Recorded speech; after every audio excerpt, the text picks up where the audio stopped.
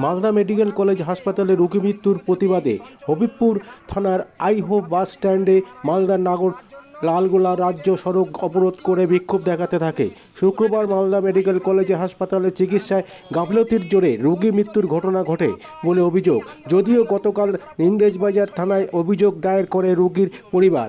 জেলা পরিষদের সদস্য তারাশঙ্কর রায়ের অভিযোগ, মালদা মেডিকেল কলেজ হাসপাতাল থেকে রোগীকে বেসরকারি নার্সিংহোমে নিয়ে যেতে বলেন মালদা মেডিকেল কলেজ হাসপাতাল ডাক্তার। নার্সিংহোমে গিয়ে দেবাশিস ধর নামে ডাক্তার সেখানে রোগীর পরিবারের কাছে 30,000 টাকা চাওয়া হয়। সেই টাকা দিতে না পারায় রোগী ভর্তি নেওয়া হয়নি। আসুন জেনে নেব কি হয়েছিল ঘটনা। আপনারা দেখছেন নিউজ নদিয়া এক্সপ্রেস। চ্যানেলটিকে সাবস্ক্রাইব, লাইক, শেয়ার এবং ফেসবুক পেজটি ফলো করুন। আর দেখুন নিউজ নদিয়া এক্সপ্রেস। আমরা অভিযোগ করেছি, আমরা ইংলিশ বাজার থানাকে অভিযোগ করেছি, আমরা অভিযোগ করেছি এমএসবিকে করেছি, আমরা অভিযোগ করেছি ডিএমকে, আমরা অভিযোগ একেবারে চিফ মিনিস্টারের কাছে আমরা অভিযোগপত্র পাঠাচ্ছি। মালদা মেডিকেল কলেজ থেকে নার্সিংহোমে কেন গেল? হাসপাতালের কর্তৃপক্ষই পাঠাচ্ছে নার্সিংহোমে পাঠানোর জন্য, ট্রিটমেন্ট হবে না সেই জন্য পাঠাচ্ছে। কি চাইছেন আপনারা? আমরা চাইছি দেবাশিস ধর, যিনি 30,000 টাকা চেয়েছে স্বাস্থ্যসাথী কার্ড থাকা সত্ত্বেও, ওনার শাস্তি চাই, বিচার চাই আমরা। সরকারি কোনো গাফিলতি আছে? সরকারি গাফিলতি। আজকে ইনফেকশনটা সারা শরীরে ছড়িয়ে গেছে, যে ইনফেকশন ছড়িয়েছে মারা গেল। আজকে যদি 16 তারিখে তাকে যদি ভর্তি করে নেওয়া হতো, অপারেশনটা যদি ব্যবস্থা করতো, তাহলে 26 বছর চন্দ্রবাবু আজকে আমাদের সাথে থাকতো। কিন্তু হাসপাতালের গাফিলতির কারণে আজকে মেরে ফেললো। কারা আন্দোলন করেছে এটা? এই আন্দোলন কারা করছে? আজকে আমি যে এখানকার জেলা পরিষদ মেম্বার, আমার নেতৃত্বে আজকে আইও স্ট্যান্ডে আন্দোলন চলছে। আদিবাসী সমাজের মানুষরা এসেছে। ঠিক আছে, আপনার নাম? তারাশঙ্কর ভাই। আদিবাসী সমাজের উপর অত্যাচার হচ্ছে কেন? মুখ্যমন্ত্রী জবাব চাই, জবাব। আরে আদিবাসী সমাজের উপর অত্যাচার হচ্ছে কেন? মুখ্যমন্ত্রী জবাব চাই, জবাব। জবাব দিতে হবে, জবাব দিতে হবে।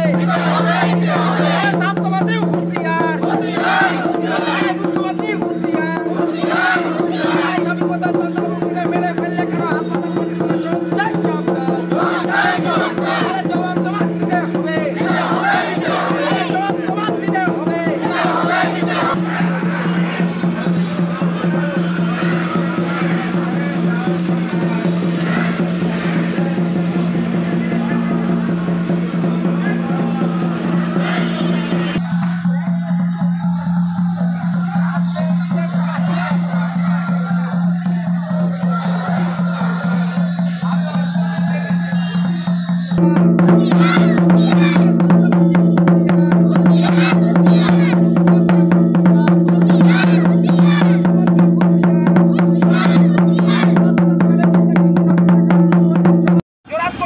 নিজেই বলবেন না আমাকে বলেন, বলেন, আপনি যেটা বলবেন সেটা শুনছি। হ্যাঁ বলেন, আচর করছি আপনার কাছে।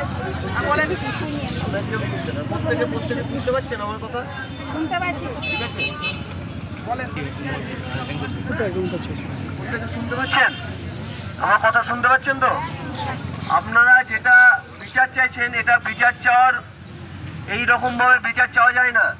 একটা আইন কাউকে মানানোর জন্য আর একটা আইন ভাঙা যায় না।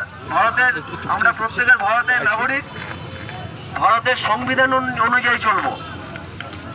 কেউ যদি অপরাধ করে রাস্তায় দাঁড়িয়ে তার শাস্তি দেওয়া যায় না, মানুষ করতে পারে না। সেটার আইন আদালত আছে, যা পদ্ধতি আছে সেই পদ্ধতি অনুযায়ী চলবে। তাহলে কালকে সাহেব এখন পর্যন্ত যে উনি যে মারা গেল, এখন পর্যন্ত তাকে অ্যারেস্ট কেন করা হলো না সাহেব? এখনো নার্সিং হোমে ডিউটি করছে, এখনো সোনাস কেন খবর নিন, এখনো ডিউটি করছে সাহেব, এখনো ডিউটি করছে। আমি এখানে আপনাদের একটা আইনকে ভেঙেছে তার জন্য আর একটা আইন আপনাকে ভাঙতে দিতে পারি না। আপনি তাহলে তার শাস্তির ব্যবস্থা করে দিন সাহেব। আমরা এটা বোঝা গেল? আপনারা বুঝতে পেরেছেন? ব্যতিব্যস্ত করে এরকম করার অধিকার নেই। 30,000 টাকা নিয়ে জীবনটা ফিরিয়ে দিতে পারবে দেবাশিস ধর, উনি যে মেরে ফেললো? আবার আমি বলছি, আইনি প্রভিশন আছে। এটা ভারতবর্ষের আইনি যে প্রভিশন আছে সেইটাতে তাকে অ্যারেস্ট করা হলো না কেন? তাকে অ্যারেস্ট করে এখনো তিনি নার্সিং হোমে ডিউটি করছে, এখনো ডিউটি করছে সাহেব। পদ্ধতি আছে, এখনো ডিউটি করছে সাহেব, পদ্ধতি আছে। আপনি আমরা জানিয়েছি সাহেব, এখনো কোনো রকম কিছু করেনি সাহেব। ঠিক আছে, আমরা আপনার কাছে গার্জেন হিসেবে আপনার কাছে প্রার্থনা করছি সাহেব, প্রার্থনা করছি।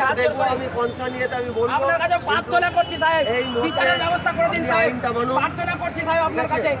আপনার কাছে হাত জোর করে আপনি প্রার্থনা করছি সাহেব। একটা আইন মানার নিজের আপনার কাছে না। হাত জোর করে প্রার্থনা করছি সাহেব, দেবাশিস দলের আপনি ব্যবস্থা করে দিন। আপনি কি এই 30,000 টাকা সাহেব, আপনাকে জোরহাত করছি সাহেব, ব্যবস্থাটা করে দিন আপনি সাহেব। নিজেই বলবেন না আমাকে, জোরহাত করছি সাহেব, আপনি নিজেই বলবেন না আমাকে বলেন বলেন, আপনি যেটা বলবেন সেটা শুনছি সাহেব, বলেন। হাত জোর করছি আপনার কাছে, বলেন। আপনার কেউ শুনছে না, প্রত্যেকে শুনতে পাচ্ছেন আমার কথা? শুনতে পাচ্ছি। ঠিক আছে, বলেন। প্রত্যেকে শুনতে পাচ্ছেন? আমার কথা শুনতে পাচ্ছেন তো? আপনারা যেটা বিচার চাইছেন, এটা বিচার চাওয়ার এই রকম ভাবে বিচার চাওয়া যায় না। একটা আইন কাউকে মানানোর জন্য আর একটা আইন ভাঙা যায় না। আমরা প্রত্যেকের ভারতের নাগরিক, ভারতের সংবিধান অনুযায়ী চলবো। কেউ যদি অপরাধ করে রাস্তায় দাঁড়িয়ে তার শাস্তি দেওয়া যায় না, মানুষ করতে পারে না, সেটার আইন আদালত আছে, যা পদ্ধতি আছে সেই পদ্ধতি অনুযায়ী চলবে। তাহলে কালকে সাহেব এখন পর্যন্ত যে উনি যে মারা গেল, এখন পর্যন্ত তাকে অ্যারেস্ট কেন করা হলো না সাহেব? এখনো নার্সিং হোমে ডিউটি করছে, এখনো সোনাস কেন খবর নিন, এখনো ডিউটি করছে সাহেব, এখনো ডিউটি করছে আমি সাহেব। এখানে আপনাদের একটা আইনকে ভেঙেছে তার জন্য আর একটা আইন আপনাকে ভাঙতে দিতে পারি না। আপনি তাহলে তার শাস্তির ব্যবস্থা করে দিন সাহেব। আমরা এটা বোঝা গেল? আপনারা বুঝতে পেরেছেন? আন্দোলন, আমরা সাধারণ যাত্রীদের কথা ভেবে আমরা আজকের মতন আন্দোলন এখানে সমাপ্তি করছি, কিন্তু আমাদের এই আন্দোলন থেমে থাকবে না।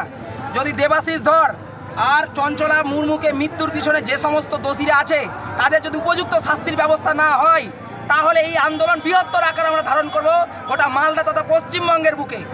প্রশাসনের তরফ থেকে কি জানানো হলো? প্রশাসনের পক্ষ থেকে আমাদেরকে এখনো কোনো প্রতিশ্রুতি আমরা পাইনি।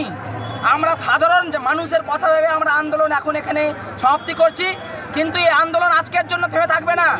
এই আন্দোলন আগামী দিনে মালদা তথা পশ্চিমবঙ্গের মুখে ছড়িয়ে পড়বে। যদি দোষীরা, যদি 2 দিন সময় দিলাম, 2 দিনের মধ্যে যদি 48 ঘন্টার মধ্যে দোষীকে যদি ব্যবস্থা যদি ওর বিরুদ্ধে না হয়, উনি এখনও ডিউটি করছেন, দোষী এবং মালদা মেডিকেল কলেজ হাসপাতাল কর্তৃপক্ষে যারা যারা দোষী রয়েছে তারা যদি শাস্তি না পায়, আমরা এর বৃহত্তর আকার ধারণ করবো 48 ঘন্টার মধ্যে। আপনি পরিবারকে কিভাবে বুঝাচ্ছেন? আপনি নিজে দেখা যায় আমার পরিবারের আমরা এখনো ভরসা রেখেছি, যদি উপযুক্ত ব্যবস্থা না হয় তাহলে আমরা কিন্তু বৃহত্তর আকার ধারণ করব।